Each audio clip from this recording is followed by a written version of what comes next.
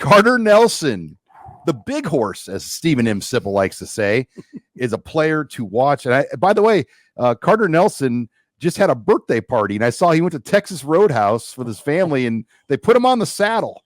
Oh, for God's sake. I retweeted it, Megan, if you could find the clip. Carter Nelson, though, had a birthday this week and got a hell of a lot of praise from Matt Rhule at Big Ten Media Days. He did. It was, I saw that you wrote it was maybe the most interesting thing that Rhule said. It definitely got people's attention because he said they're getting him ready to play, which we have said, by the way, that they should do. Yeah, we're not dumb. And I know you've had a couple people try to steer you off the scent there, and you've stuck to your guns. Right. It's not that hard. We have the advantage of being in Hawaii, of having gone to Hawaii. There's Carter celebrating his birthday at Texas Roadhouse, by the way. So we have that advantage of having seen him in that. Look at him on the birthday saddle. Yeah, I can't. You know what? I'm afraid to. I have a story on my screen. I don't want to X out because I'm afraid I'll screw up the entire show. But we saw him in that picture in Hawaii was so interesting to you and me because we saw him with 4- and 5-star players. And there were times in those practices, we saw 2 practice days, right?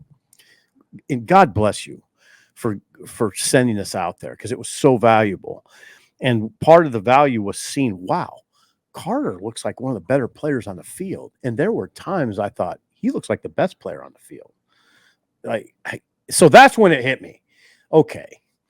Then it hit me when Zimmer, Mike, the coach. Longtime Gristle veteran. Yeah.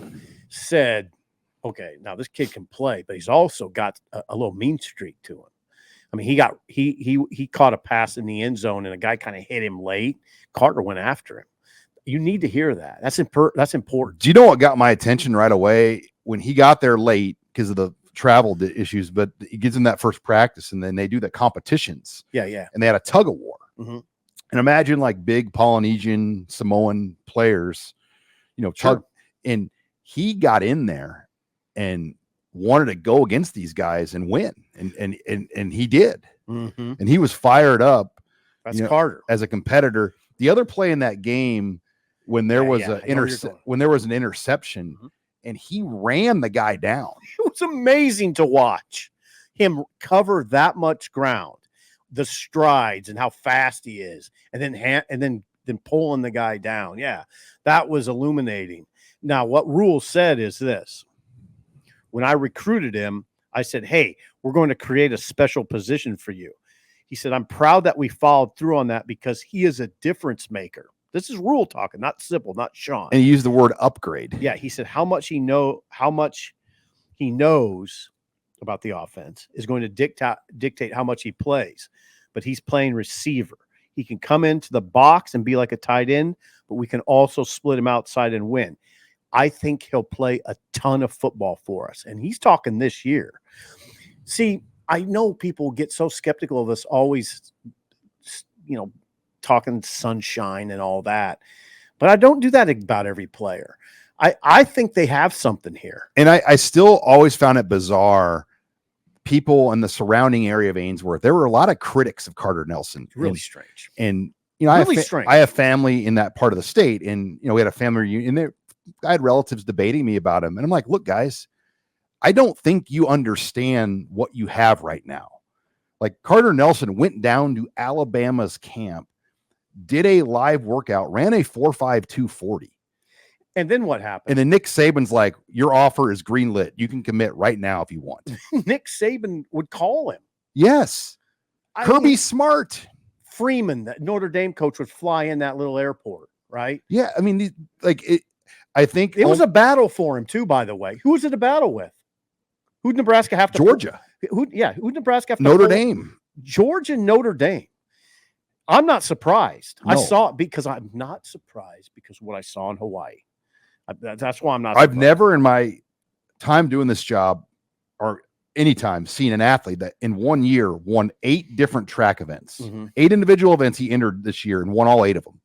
Yeah, and we can cool it a little bit. And I'm sure people are literally saying, okay, you guys need to tone it down a little bit. Okay, I will. I'm not going to say he's going to be an All-American this year. But he's been working with their top groups this summer. That's what we were told.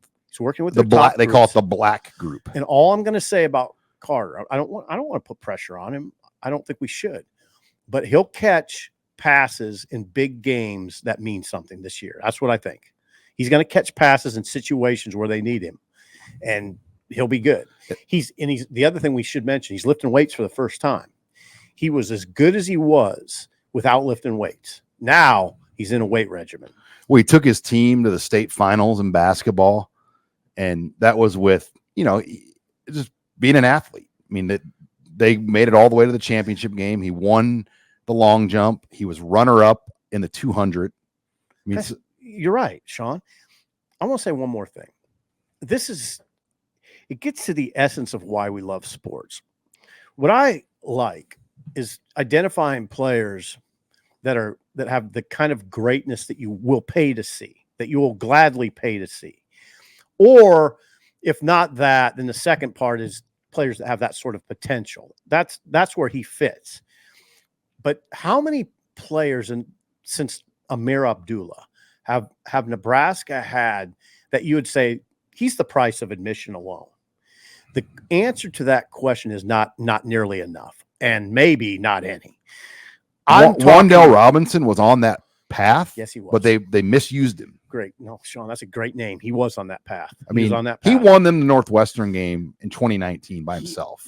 He was on that path. He didn't get there. I mean, he led the SEC in receiving. I'm talking about guys like Grant Wistrom. I'm talking about guys like Amon Green, like Lawrence Phillips, like Tommy. But Randy Gregory almost. Randy Gregory's a pretty good example. Levante David. Almost worth the price of admission alone. That's how you win championships. I mean, that's that big receiver Ohio State had, that he was worth the price of admission to watch. Marvin Harrison Jr. Those are the guys you need. You need a couple of those guys.